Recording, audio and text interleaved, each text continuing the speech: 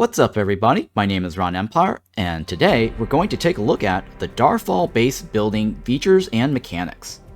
Thank you Paradox Arc for sponsoring this video, and Square Knight, the developers, for working with me in creating this guide. Darfall is a survival city builder that requires a bit of resource gathering and management. To build a strong base defense and army, you will need a stable economy. Here are the topics we're going to touch on. Basics of construction, types of buildings, workers and needs, resource management, building upgrades, defense structures, and base expansions. Let's start with the basics. The keep is your main building. This is where you hire workers. At the top of the screen, you will see 0/2. The first number shows how many workers you have. The second number shows how many workers you're able to hire. This is the current max limit. The keep provides you a base population limit of 2. This number can be raised by adding houses. The keep gives you a limited buildable radius around it. This is called the lit area. This means you can only place building near the keep on the highlighted tiles.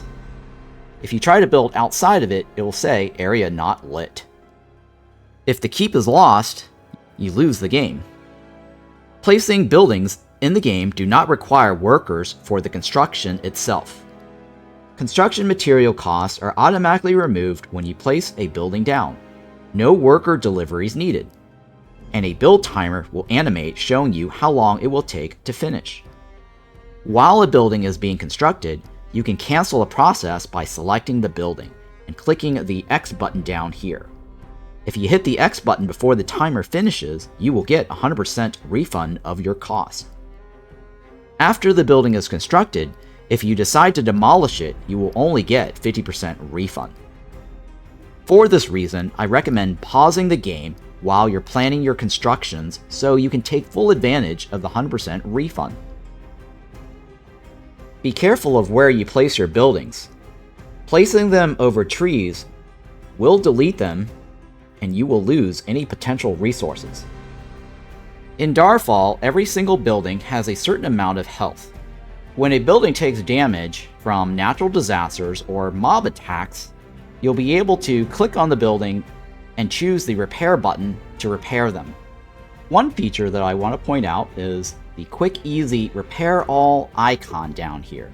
So if you ever find yourself needing to repair all your buildings, this button will do it for you. Keep in mind though, when an enemy is nearby, you will not be able to repair the structure. When playing in survival mode or campaign missions that allows for construction, you will find located along the bottom of the screen 4 building category icons. These icon labels are General, Resources, Production, and Defense. The first icon with the house symbol are for general buildings, city structures including the house and storage. This section has 3 essential buildings that I want to point out. The house is important as it raises your population limit. The lamp, which allows you to increase your buildable radius if you want to expand and have light at night. I will talk more about the lamp later in the video. This is the storage building, which improves logistics for workers. Instead of walking all the way back to the keep to deliver resources, the workers can drop them off here. The altar allows you to get mana orbs from bones. The library is a special building that can be used to create Book of Knowledge for your hero. The outpost is an isolated expansion building that doesn't require you to build it in a buildable radius. You can place this anywhere on the map. The tavern provides a happiness bonus, giving your workers a work speed buff. More on the outpost and tavern later on. And lastly, the road, which can provide movement speed boost for your units. The second category with the pickaxe icon is for all the basic resource gathering. The woodcutter base, the quarry, the fishing hut, the vegetable farm, and the wheat farm. The woodcutter base, the quarry, and the fishing hut all have a working radius. You'll need to place these buildings near their respective resources. The vegetable farm and the wheat farm can be placed anywhere within your buildable radius, but I recommend placing it close to the keep. or the storage building for fast delivery. Now, if you happen to have growth bonus tiles in your buildable radius, I strongly recommend placing them on top of those tiles. Each tile provides a 3% bonus on this map. So, if you manage to get all 9 tiles, you'll get a growth bonus of 27%. The third category with the anvil icon is for production and items crafting. These buildings are for the production of more refined materials. Think of these as Tier 2 resources. Wood is processed into planks, stones processed into stone bricks. The crafting buildings allow you to create items that are used in the building upgrades, or items your hero can equip, or weapons and armor that is needed for recruiting military units. We'll talk more about these buildings in the production and management portion of this video. The fourth category with the shield icon is for the defensive and military structures. This includes the palisade, the wooden wall, the wooden gate, stone wall, stone gate, spikes, ballista, tower, explosive barrel, and barracks. I will cover more of these buildings in the defensive structures of this video. For a stable economy, you will need workers. When you hire workers, they will require food and mana orbs. At the start of the game, this is very limited, so keep that in mind. To get more mana orbs, you will need to use your hero and army to obtain these, or bones to create mana orbs through the altar. Your workers will require 2 important needs, food and shelter. As mentioned earlier, your worker will need a place to live. Building a house will raise the population limit. There is a hard cap to this limit. I don't have this number for you as it is subject to change later for performance and balance reasons. At the top of the screen, you will see a food icon here. This will show you how much food is being consumed and how much you're producing. If you click on a worker, you will get a worker info panel. Clicking on the name allows you to rename them. This chicken drumstick icon here indicates how fed your workers are. When this meter reaches 0, they'll go hungry and starve. Your workers can have buffs and debuffs. At night, it's important to provide your workers with light. If your workers are in the dark, they'll get a slow working debuff. It looks like a spooky ghost icon around them. To make sure you have enough light, you can build the lamppost. Your worker can gain a 50% working speed boost buff if your hero is near to inspire them. If your worker eats bread, you can get a 20% working speed buff. If you build a tavern and your worker is within the radius of the tavern, you will get a 20% working speed buff. Notice that each of these buffs can stack with each other, showing you the total here. One important thing I want to point out, workers are not converted to warriors. You do not lose workers when training warriors. You only lose workers if they're killed or starved to death. In Darfall, all resource nodes are finite. The trees do not regrow. There is no forester's hut. When rolling your mouse over the various resources, you will see how many charges are left. Once you've exhausted the resources in the radius of your gathering buildings, you'll want to demolish them to get a refund on the construction cost. Each of the resource gathering buildings require a worker to function. The number of worker slots are indicated above the building with a plus and minus, allowing you to assign or unassign workers. If you are finding yourself running out of wood, consider improving your production rate by building a storage building near the location of the node. Workers move from the gathering point directly to the keep or the storage. They do not drop resources off at the gathering building itself. For instance, you can place your gathering building over here, but the workers will only walk up to the tree and back to the keep. The same thing happens for stone, iron, silver nodes. The veggie fields and wheat fields are the only renewable resources in the game. You will generate food whenever you assign a worker there. There is no limit to how many resource gathering buildings you can have. You just need to have workers for them. The key to resource management is paying attention to what resources you are producing the most of and which resources you need more of. With that in mind, you'll want to unassign workers from one building and put workers in another to maintain a steady balance. For example, you might want to build more woodcutters and then unassign workers from the veggie field to help out with getting more wood. Wheat is a special food resource that is not consumed, but requires a bakery to produce bread. This leads us to the production buildings category.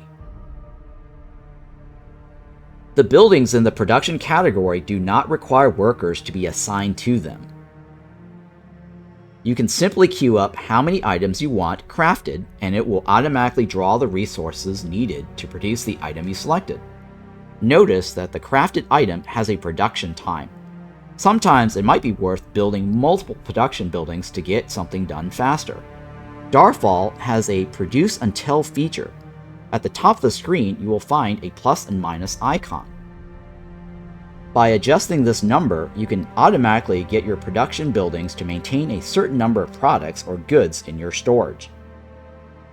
This is very handy for maintaining a coal reserve, which is used for keeping lamps running at night when they're being consumed. Each of these production buildings have specialized crafting of items used for military recruitment or upgrades for your hero or buildings. Another feature of Darfall is the ability to customize the upgrades of your buildings with items. This is a very unique feature of Darfall. Unlike other games where you just simply upgrade the building to Tier 1, Tier 2, or Tier 3, here you can actually mix match and customize which particular upgrade you want based on the item required. When clicking on the various buildings, look for the upgrade slots below the building's info panel. These items can be crafted from the production buildings. For example, when you want more armor, you would want to put upgrades here. What's unique about Darfall is that you don't necessarily have to craft them. You can actually try to find these items in chests or from drops. This feature makes a really interesting game mechanic for the campaign mode and the scenario editor. To survive in Darfall, you will need to build a good base defense. Creating wooden walls early can help protect some of your buildings and workers from daytime assaults and nighttime invasions. Eventually, you might want to upgrade the stone walls for a stronger defense. These gates allow your units to pass through the walls. In the defense building category, you will find walls, gates, traps, and towers. Placing traps in front of your walls can be very useful. Towers are helpful for dishing out damage to the enemies when you don't have the hero or warriors nearby to take out the enemies. To hire warriors, you will need to build the barracks. The barracks building has two functions. It provides an army size limit increase for your army and allow you to recruit warriors. Think of the barracks as a separate housing structure for warriors. At the top of the screen, you will see 0/5. The first number shows how many warriors you have. The second number shows how many warriors you are able to recruit. This is the current max limit. Each barracks raises the limit by 5, so if you wanted to increase your army size, simply build more barracks.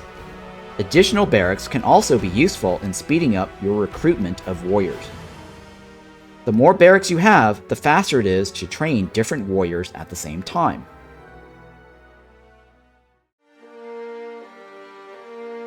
There are two ways to expand your base and economy in Darfall. The first method is using the lamp. Not only does it provide light for your workers to see at night, it will also create a new buildable radius extending the keep's buildable area. Keep in mind, lamp does consume coal at night if you want to keep the light on. Since natural resources in Darfall are finite and will eventually deplete, you might want to secure your next resource nodes by using an outpost instead of creating long extensions of the lamp. Keep in mind, building an outpost does require you to craft a few items from your production buildings. You'll need the lantern from the charcoal building and 2 sleeping bags from the tailor. It has its own light source. The outpost acts like a mini keep, allowing your workers and heroes to drop off resources and salvage items. You can even hire workers here. The outpost is very useful for efficiently mining those rare silver and iron ore deposits that's really far away from your keep. This concludes the base building features and mechanics guide for Darfall. I'm Ron Empire, and thank you so much for watching. I hope you find this video useful, and thank you again Paradox Arc for sponsoring this video and Square Knight for this amazing game. If this video helps you in any way, be sure to hit that like and subscribe. Don't forget to check out my other Darfall guides.